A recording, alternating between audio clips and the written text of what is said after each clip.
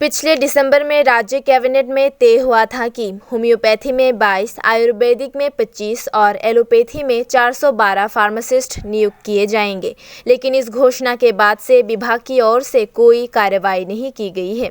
इसके आलोक में सोमवार को राज्य के विभिन्न विभागों के फार्मासिस्टों ने स्वास्थ्य विभाग से तत्काल नियुक्ति की मांग करते हुए राजधानी के गोरखाबस्ती स्वास्थ्य विभाग में प्रतिनियुक्ति दी।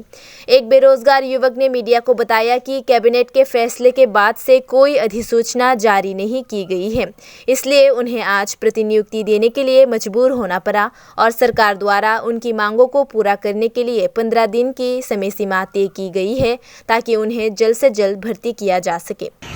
ডিসেম্বর মাসে সেকেন্ড উইকে একটা ক্যাবিনেট নিয়ে ডিসিশন নেওয়া হয়েছিল যে হোমিওপ্যাথিক 22 জন, আয়ুর্বেদিক 25 জন, 412 জন অ্যালোপ্যাথিক ফার্মাসিস্ট নিয়োগ করা হবে। আমরা সাধুবাদ জানাই আমাদের সরকারের এই সিদ্ধান্ত। কিন্তু এর সঙ্গে আমরা আরও দেখতে পাচ্ছি যে এই সিদ্ধান্ত নেওয়ার পর থেকে আর কোনো পরবর্তী স্টেপ বা পদক্ষেপ নেওয়া হচ্ছে না। আমরা আমাদের আজকের দাবি এটাই ডেপুটেশনের মাধ্যমে যে আমাদের অতি সত্বর আমাদের নিয়োগ করা হোক।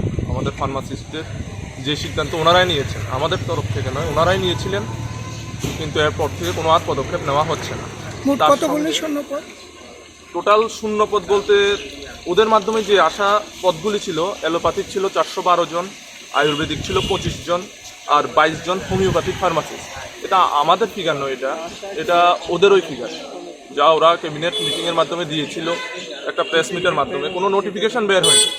আমাদের আজকে দাবি এটাই যে আমরা আজকে ডেপুটেশন দেওয়ার পর আমরা 15 দিনের সময় দিলাম ওরা যাতে অতি সত্বর এই 15 দিনের মধ্যে আমাদের নোটিফিকেশান জারি করে এবং আমাদের নিয়োগ প্রক্রিয়া অতি দ্রুতভাবে শুরু করে। তার সঙ্গে আমাদের আরও কিছু দাবি আছে যে পিআরটিসি ম্যান্ডেটরি করতে হবে, যে আমাদের স্টেটের যে স্টুডেন্টরা আছে ওরা যাতে আগে প্রায়োরিটি পায়।